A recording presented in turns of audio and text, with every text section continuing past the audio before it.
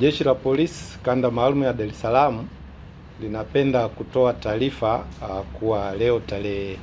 17 mwezi wa 3 mwaka 2025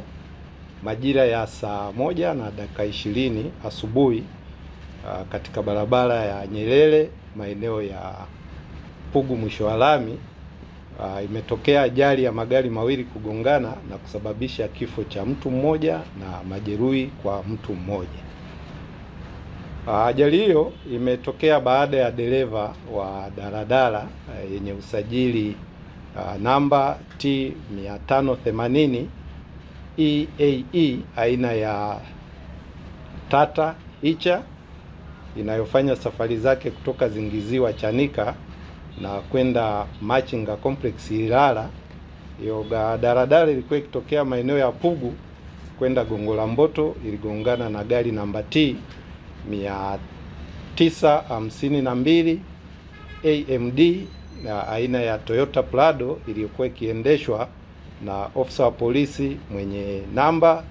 PF 15950 Superintendent Awadhi Mohamed Chiko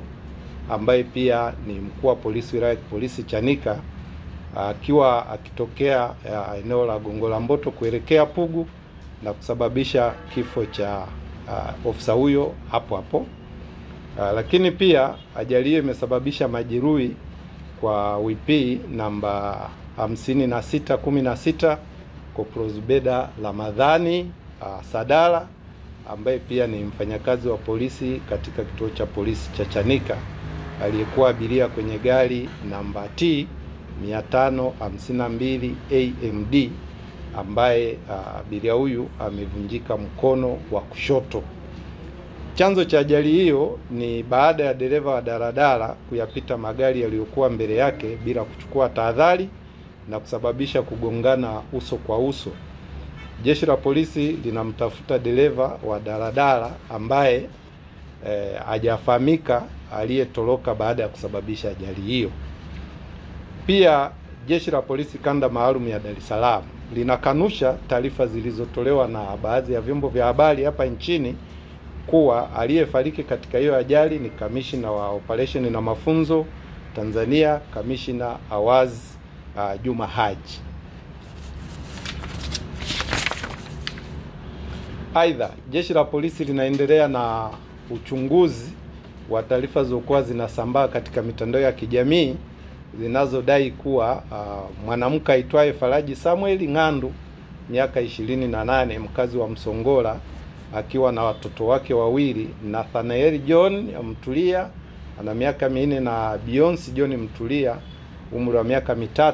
kwamba wameuawa.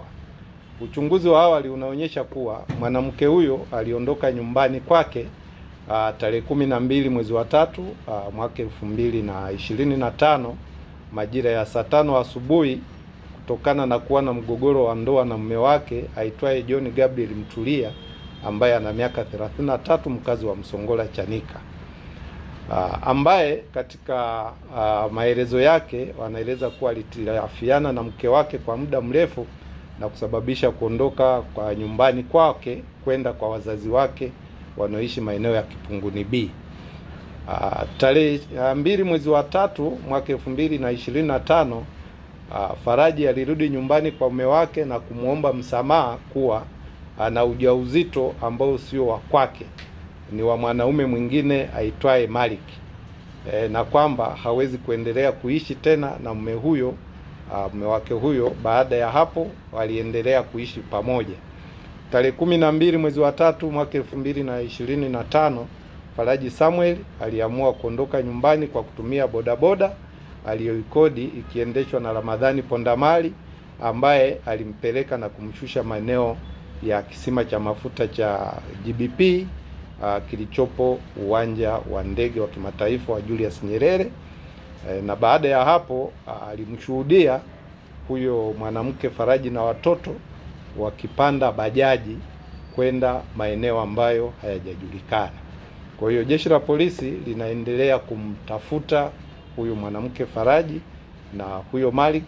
na watoto ili kuweza sasa kujua ni nini kinaendelea.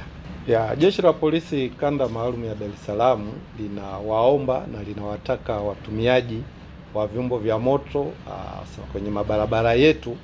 Tunajua mabarabara yanatengenezwa, yako kwenye utengenezaji mkubwa. Kwa hiyo